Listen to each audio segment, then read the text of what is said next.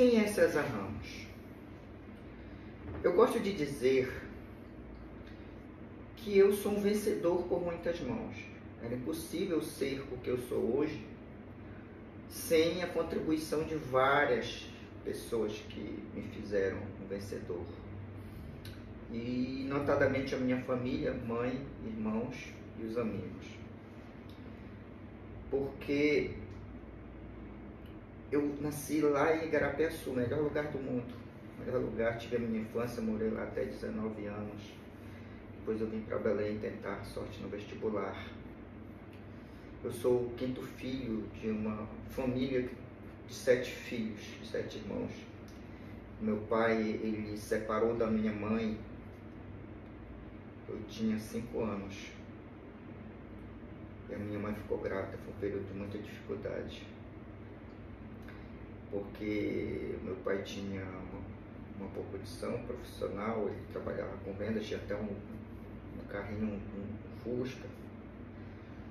Nós vivíamos bem, mas depois que ele se separou, nós vivíamos abaixo da linha da pobreza. A minha mãe ficou grávida, a minha irmã nasceu, depois ela pegou uma doença não identificada, passou 7 anos no fundo de uma rede, foi um período muito difícil para minha mãe. E quando meu pai abandonou a mamãe, ele deixou a gente morando numa garagem de barro, que era a garagem do carro, porque ele mandou derrubar a casa principal para construir a alvenaria e não construiu. Eu lembro bem que quando chovia, a mamãe cobria a gente com lona para evitar o respingo. O cacá era coberto de cavaco. Inúmeras vezes, nós dormimos com fome. Inúmeras vezes eu ouvi a mamãe dizer, quando a gente chorava com fome, vai dormir que a fome passa. Inúmeras vezes também, nós comemos porque os vizinhos levavam para nós. Eu lembro que no Dia das Crianças, quando a gente não ganhava presente, no Dia das Crianças, no Natal, eu participava das gincanas na escola. E ali ninguém me ganhava. Ninguém me ganhava em nada, porque era a única forma que eu tinha de ganhar brinquedo. E quando eu ia para o cabo de guerra, podia ter um trator ali que ele não me ia arrastar, porque era a única forma que eu tinha de ganhar brinquedo. Então eu tive essa experiência. Foi uma infância difícil e fui ajudado por muitas pessoas.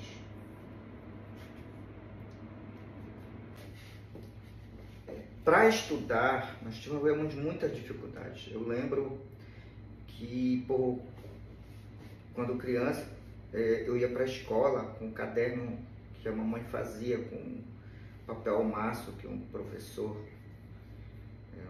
que era secretário de educação, dava o papel para a mamãe. E ela costurava o calendário, aquelas capas de calendário, né? Costurava o caderno. E quando eu chegava lá na escola, os professores penalizados, eles me davam o caderno. Eu lembro uma vez que eu cheguei e não tinha um lápis, eu procurei no lixo um pedaço de grafite do lápis. Cheguei e a professora me deu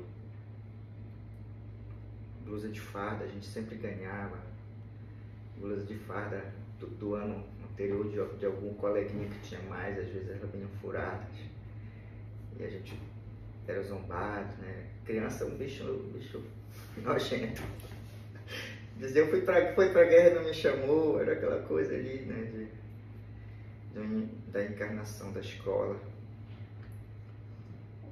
E foi um período também, o estudo, eu tive muita ajuda, sempre Deus colocou pessoas, eu digo que são os anjos em forma de pessoas para cuidar, pelo menos de mim, posso falar por mim. Acredito que Ele põe para cuidar das pessoas, mas o tempo todo tive essa colaboração para estudar quando eu estava desde o jardim de infância, aí na época, primeiro grau, segundo grau. Eu lembro que no segundo grau, já criei uma disciplina de estudo. Comecei a ter um intervalo de estudo, porque nesse período, eu devido de ser um aluno exemplar, de notas boas, eu participei de um certame do Banco do Brasil e fui aprovado. Então, eu fui trabalhar no Banco do Brasil como menor aprendiz. Lá eu conheci o Martiniano, que foi um anjo que me ajudou. Quando falou, inclusive, com o Antônio Rocha, um cearense, para mim conseguir uma bolsa, conheci a Maria do Carmo, que foi uma minha supervisora lá, que me ajudou também. E aí foi quando melhorou, porque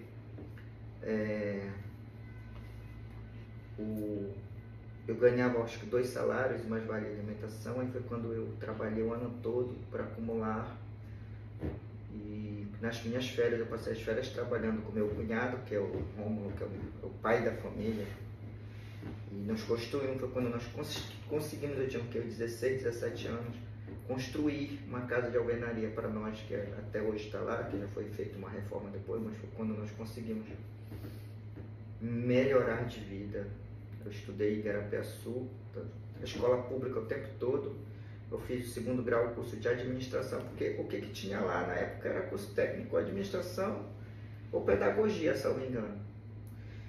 E eu sempre fui disciplinado, esforçado e me destacava e conseguia por isso a ajuda dos colegas, a ajuda dos professores.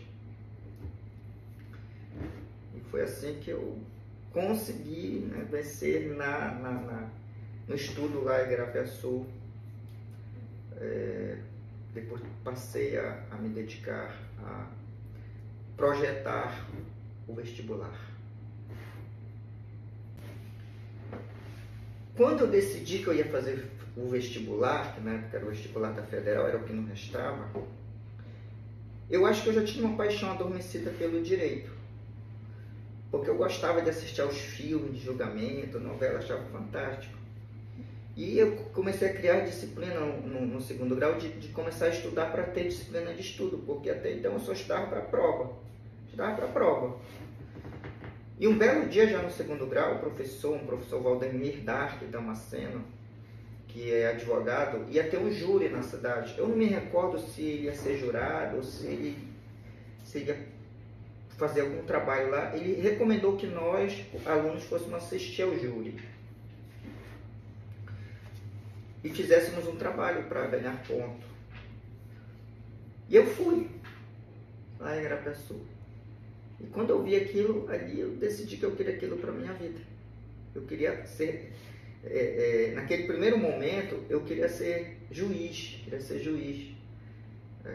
do júri, achava bonito o juiz lá comandando os trabalhos. Depois a vida foi me levando para a advocacia. Eu sou muito feliz na advocacia, eu amo advogar. Mas aí eu comecei a estudar já no segundo grau, no último ano, e eu estudava aí me matriculei em Direito. Fiz a inscrição no vestibular em Direito para fazer o famoso trainee, aquele teste.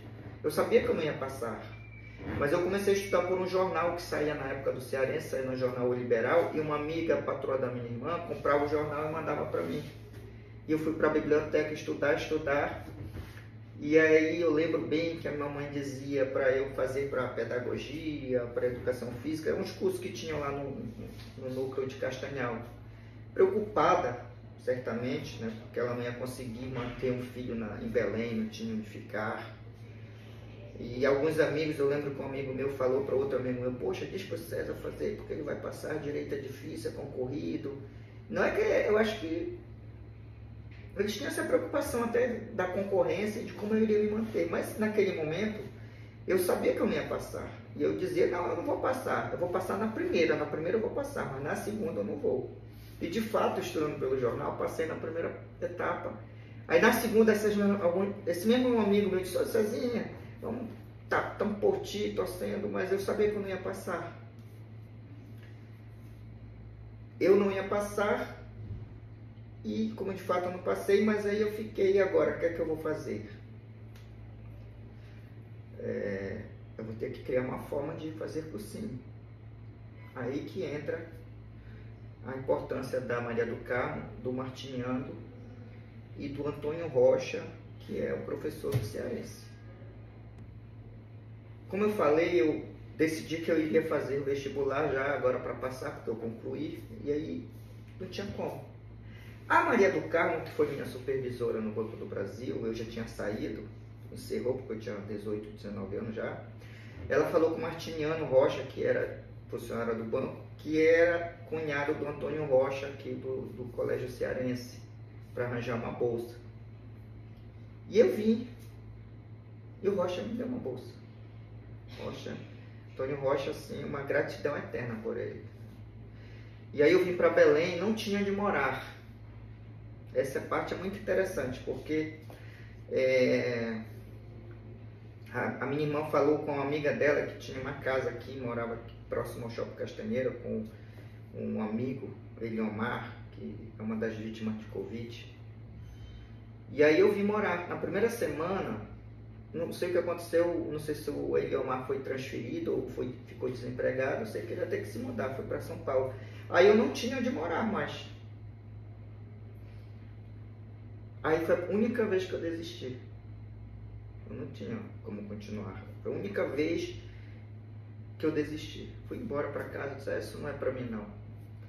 Quando eu cheguei, que era a pessoa, minha irmã Benilda Ramos, que é conselheira tutelar, ela disse, não pode desistir, Deus abriu essa porta, e ela me trouxe para morar na casa da tia Nequinha, veio falar com a tia Nequinha, que é muito amiga da mamãe até hoje.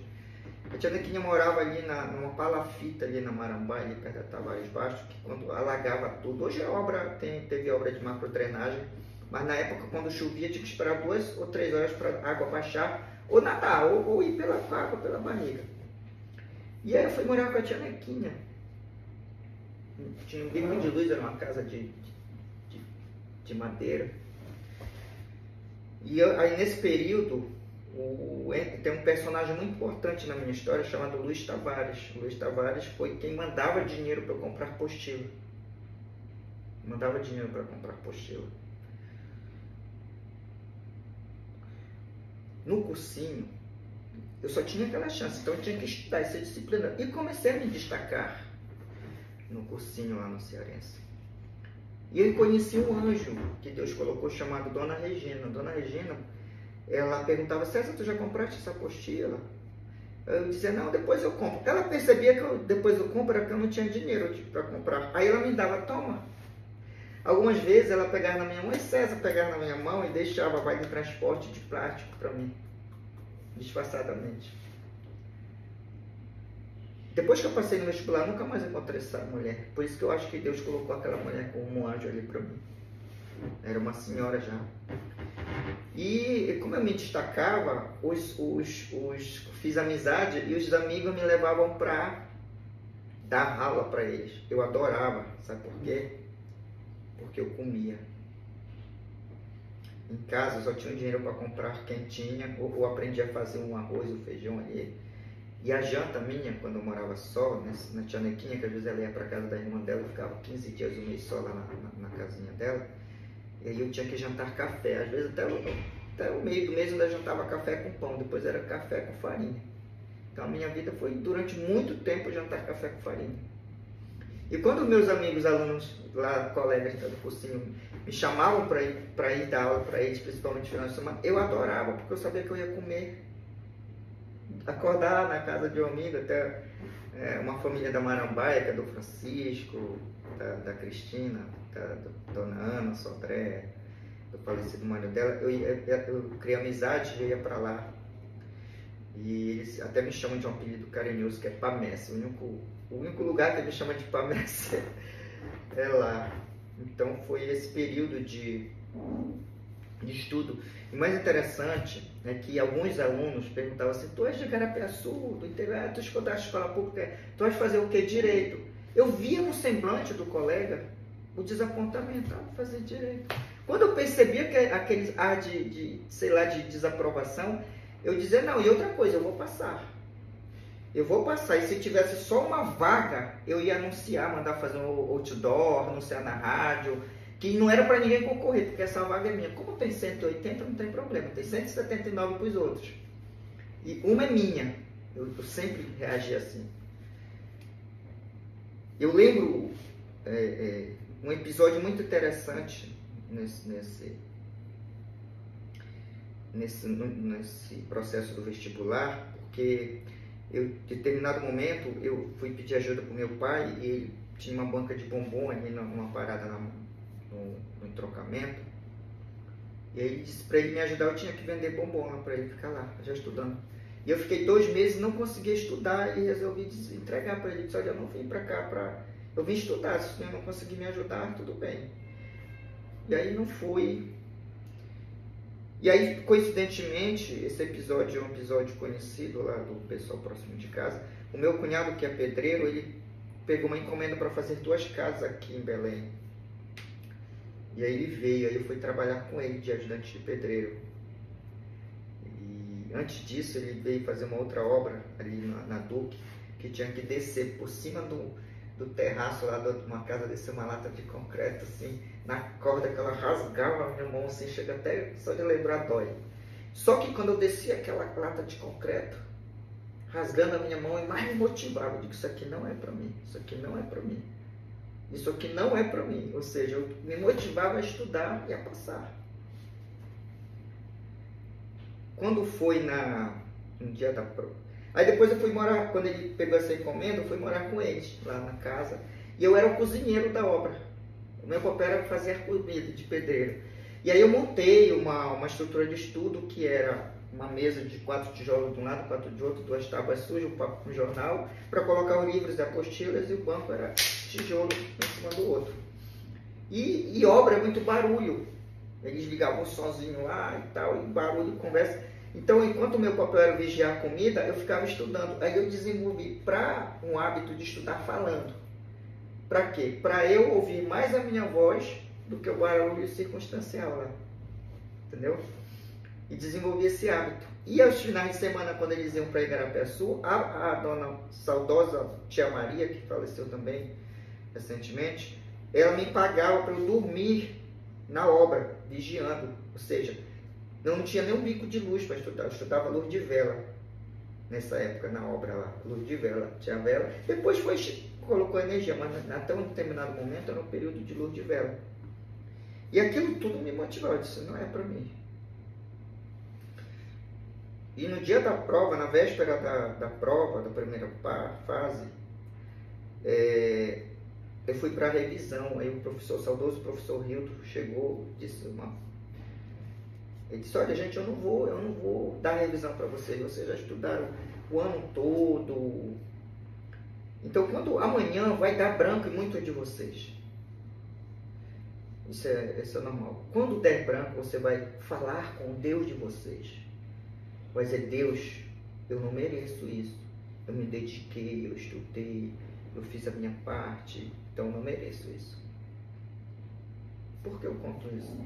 Porque no dia da prova, no domingo, me deu um branco. Em determinado momento eu comecei a fazer. Quando o fiscal disse, olha, faltam meia hora para acabar, falta meia hora, que eu olhei que eu tinha que passar as questões para o papel, ainda tinha questões que eu tinha deixado, me deu um nervoso, um branco.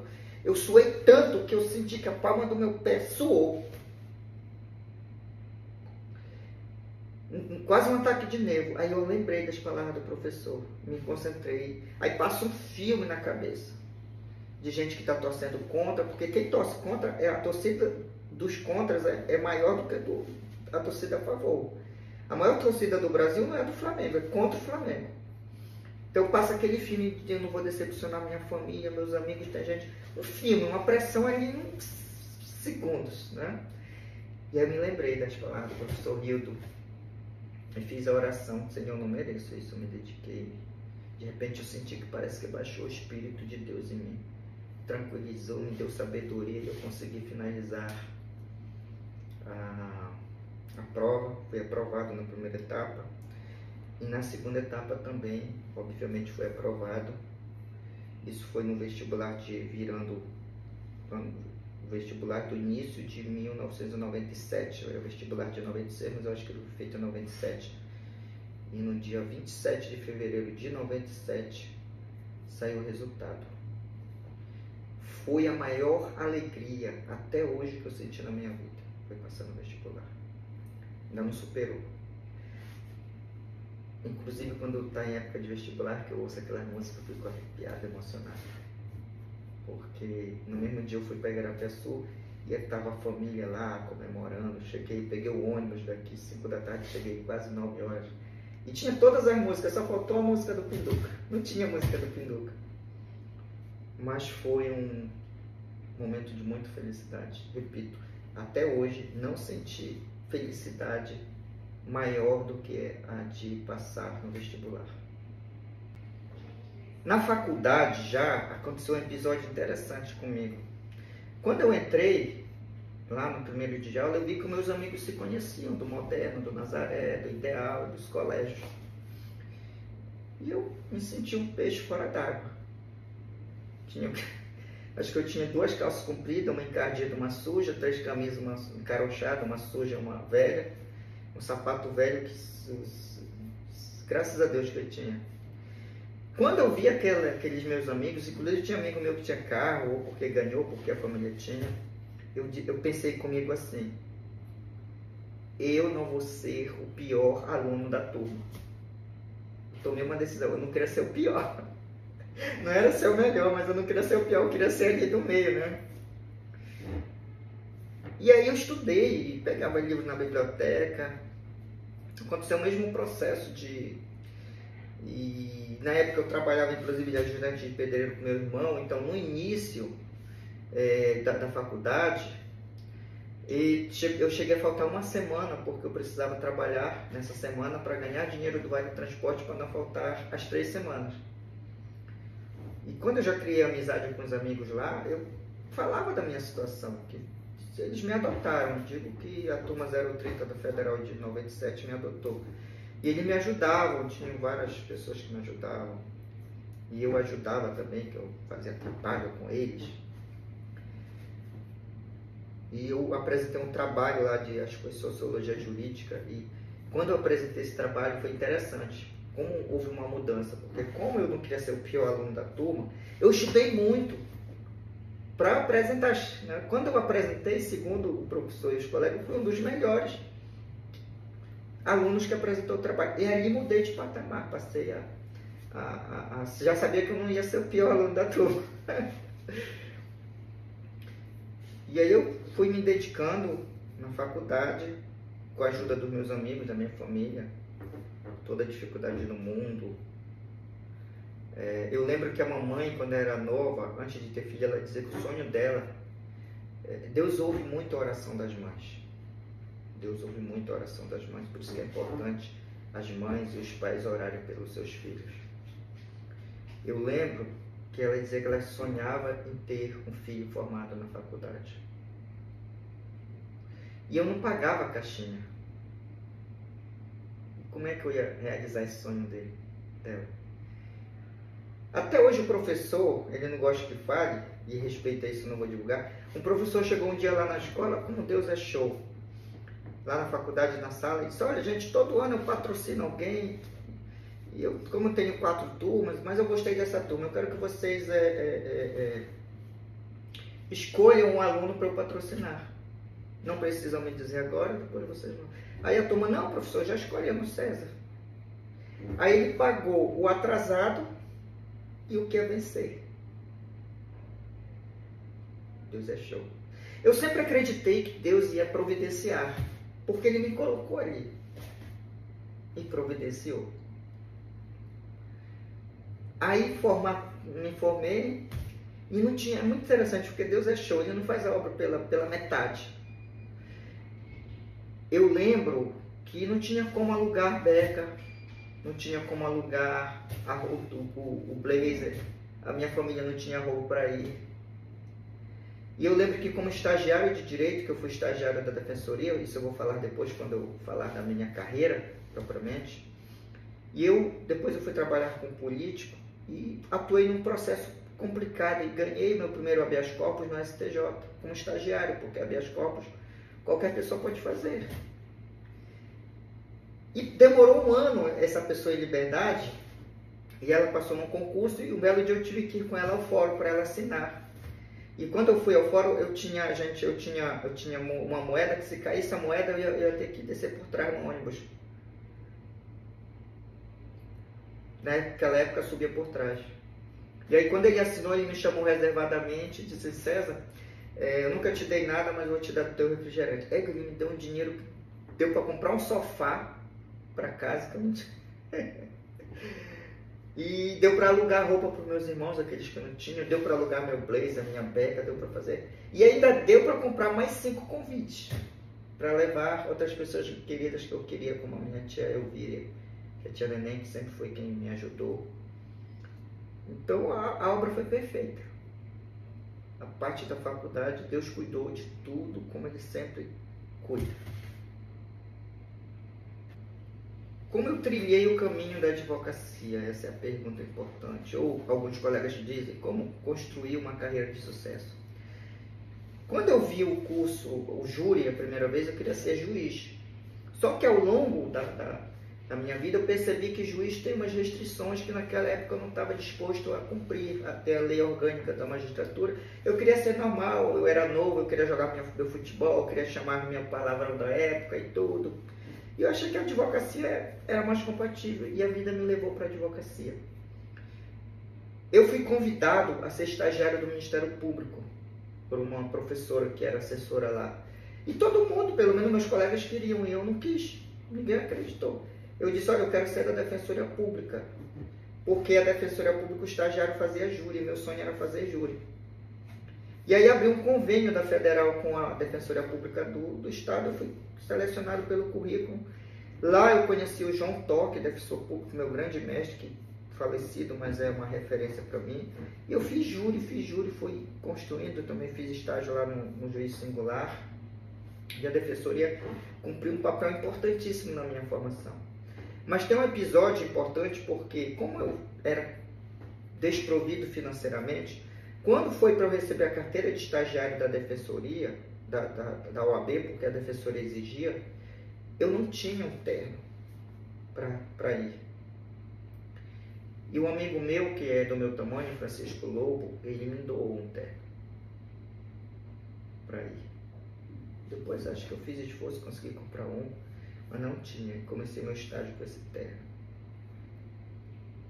Quando eu passei na OAB, na prova da OAB, que eu tinha convicção de que eu ia passar, porque era a minha vida, então minha vida eu dediquei tudo.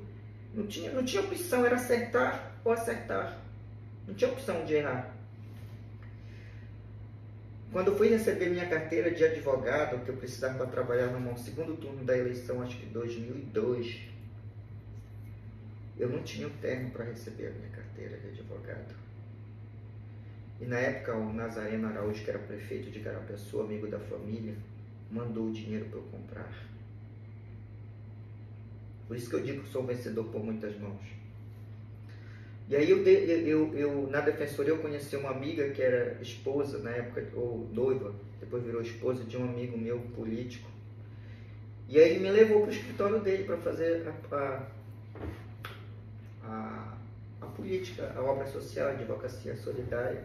Fiquei lá 11 anos. Por isso que às vezes eu falo para o jovem advogado que tem que ter paciência para crescer. Eu fiquei 11 anos ganhando um salário e meio, só que eu tinha liberdade de pegar causas por fora para completar a renda. Em determinado momento eu tinha medo. O medo me paralisou naquele dia. Pô, tô seguro aqui, se eu sair eu não vou ter estrutura. Mas aí eu comecei com 11 anos já de carreira e naquela época a internet não era para todo mundo, a internet estava caminhando, então a gente estava todo dia no fórum fazendo defesa de habeas corpus, audiência, despachando e conhecia as pessoas. E começaram a aparecer grandes causas para mim que eu não podia pegar, porque envolvia político, eu não podia cobrar honorários. Aí eu pensei, eu estou perdendo tempo, já dá para eu sair. Aí eu arrisquei a carreira solo, de alugar um espaço, uma sala ali no C321 com um amigo, e arrisquei e deu certo. Consegui prosperar na advocacia depois de 11 anos. Eu fui comprar o meu primeiro carro com 7 anos de advocacia. Então, fui construindo uma carreira a peso de dificuldade. Iniciei a advocacia no interior, lá em Igarapiaçu, meu primeiro júri como advogado. Conheço as dificuldades do interior, de advogar no interior, principalmente quando se tem só um juiz, que você tem que engolir sapo, não pode brigar, tem que ter uma paciência. O pessoal diz que é paciência de Jó.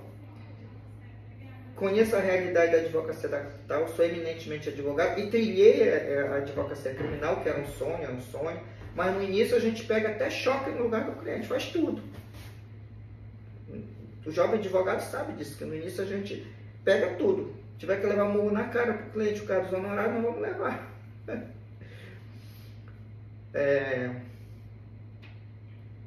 E assim eu trilhei, tentei construir pautado na ética, no respeito aos colegas, no respeito aos clientes, no respeito, na prática da honestidade com o cliente, de não enganar, de não dar prazo, de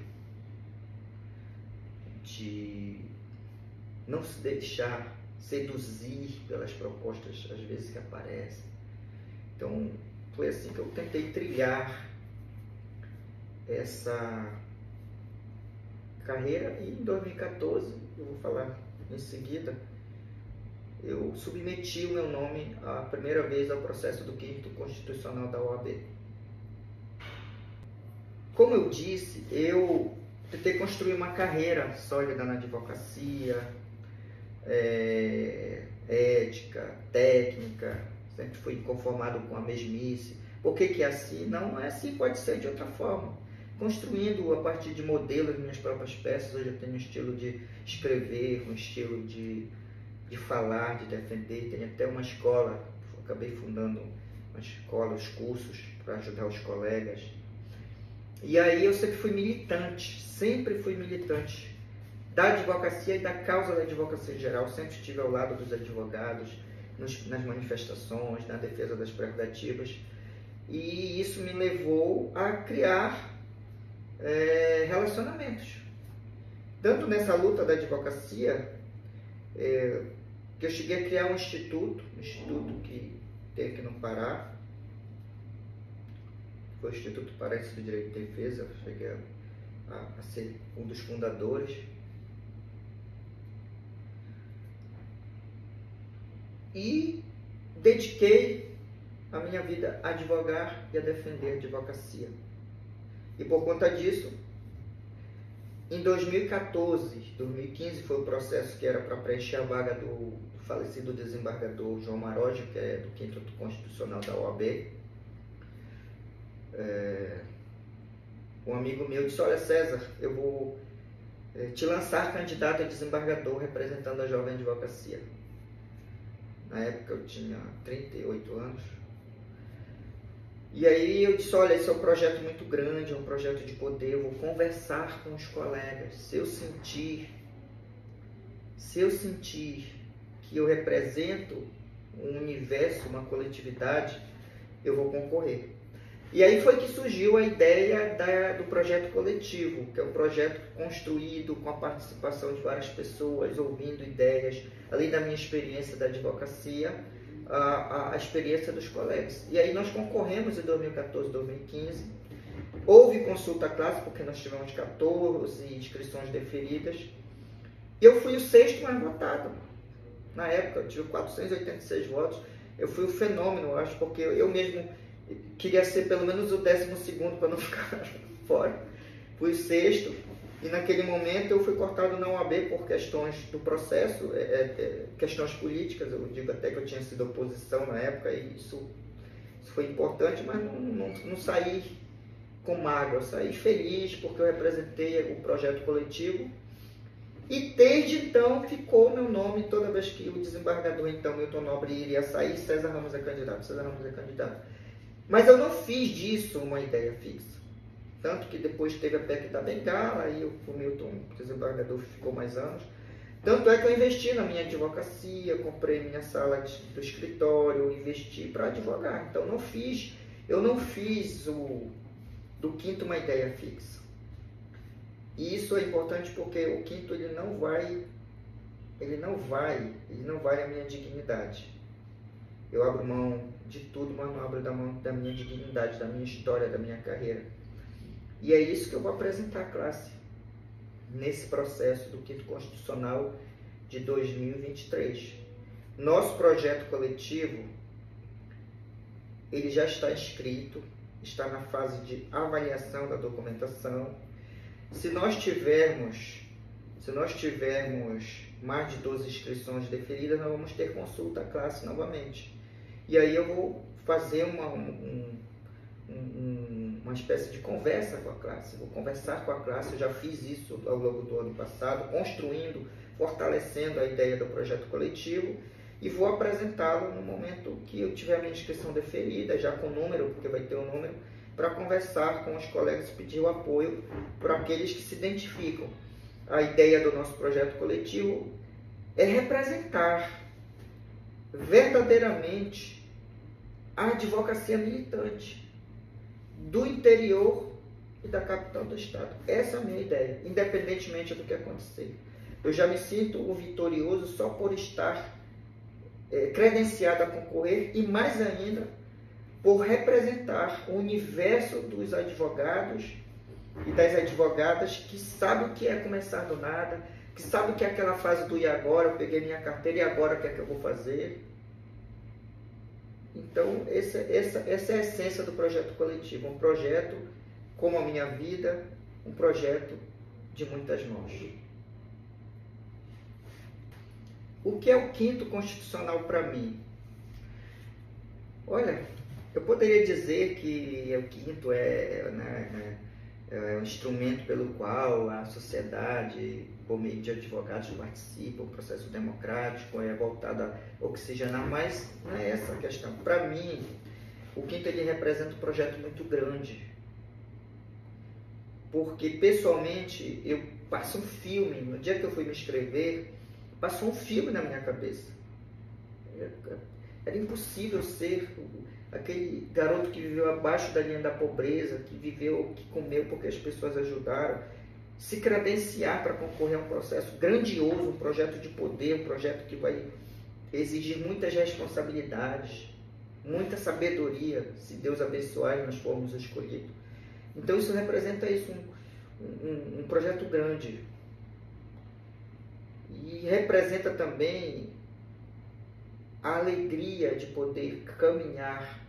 Quando eu concorro ao Quinto, eu levo comigo toda a minha família. E aqui, quando eu falo da família, eu envolvo a minha família, meus irmãos, minha irmã, envolvo a minha filha, que eu tenho uma filha que é a razão de ser da minha vida. Eu levo comigo os meus amigos, aqueles que torcem verdadeiramente por mim. Eu levo comigo aqueles vizinhos que me deram de comer. Eu levo comigo o Martiniano, que pediu a bolsa para mim, a Maria do Carmo, o Luiz Tavares. Eu levo comigo os professores que me deram caderno, ou que me deram camisa de farda.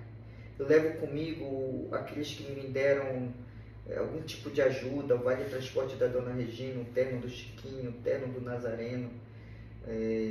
A confiança dos clientes que confiaram em mim ao longo da vida, que me indicaram como me indicam até hoje, a confiança das autoridades, o respeito das autoridades, dos delegados, investigadores, os juízes, desembargadores, promotores. Já tive a oportunidade de defender delegados, grandes autoridades, até magistrados eu tive a oportunidade de defender, porque toda pessoa está sujeita a um processo criminal, a um drama da vida, processo criminal. Então eu levo tudo isso, eu simbolizo tudo isso, eu simbolizo uma história de vitória que foi construída por várias pessoas, de poder olhar para as pessoas de frente, com dignidade, de concorrer de cabeça erguida, e se ficar de fora, que fique de fora, de cabeça erguida. É isso. Eu estou oferecendo à classe, por meio desse projeto, a minha história de vida, que não é só a minha história de vida, é a história de vida de tantas outras pessoas que estão aí tentando vencer, tantos outros advogados que estão lutando, que pegaram a carteira ou que passaram na prova da OAB recentemente, que vai entrar na fase do e agora. É isso que representa o projeto. Então, aquele advogado que se identificar com o nosso projeto, eu peço que ele simplesmente venha conosco nesse projeto coletivo, fortaleça essa ideia, para que a vaga seja ocupada por um advogado com o qual ele se identifica. Eu não estou dizendo que só eu, César, representa isso, não. Eu me coloco num universo de colegas que representam isso. Tem outros colegas que representam essa mesma ideia da advocacia militante, essa mesma ideia de história, que tem histórias lindas de vida, de vitória, de superação. Então nós vamos ter, se nós tivermos, espero que tenhamos, a consulta classe, e a classe vai poder pesquisar os candidatos, a história, o relacionamento dele com os colegas, a atuação dele nas causas, a relação dele com as autoridades, porque ele não representa uma pessoa, uma individualidade, ele representa uma coletividade, especificamente a coletividade chamada a advocacia paraense.